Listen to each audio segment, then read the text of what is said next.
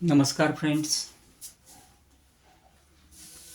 पिछले लेक्चर में हम ग्लैंड्स स्टडी कर रहे थे। हमने प्रोस्टेट ग्लैंड्स स्टडी किया था। आज के लेक्चर में हम काउपर्स ग्लैंड, जिसको हम बल्बोयूरेथ्रल ग्लैंड भी बोलते हैं, उसका स्टडी करने वाले। उसके साथ साथ सीमेन का पॉइंट भी हम कवर करने वाले।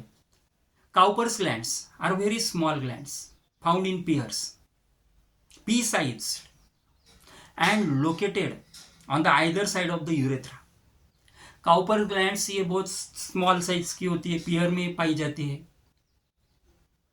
और ये जो काउपर ग्लैंड है वो यूरेथ्रा के साइड में लोकेट होती है, इसलिए उसको बल्बो यूरेथ्रल ग्लैंड भी कहते हैं। Now it secretes the alkaline viscous fluid which act as a lubricant during copulation. ये जो बल्बोयूरेथ्रल ग्लैंड या काउपर ग्लैंड जो अल्कलाइन विस्कस फ्लूइड सीक्रेट करती है, वो कॉपुलेशन के प्रोसेस के दरमियान लुब्रिकेशन का काम करता है। उसके बाद आता है semen. It is viscous alkaline and milky fluid. Semen is viscous alkaline and milky fluid. Its pH, उसका जो पीएच है, is about 7.2 to 7.7।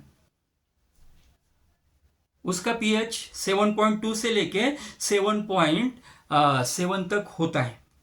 Normally 2.5 to 4 ml of the semen become ejaculated during single copulation. Copulation के process में 2.5 से लेके 4 ml तक का सीमेन जो है वो शिफ्ट होता है।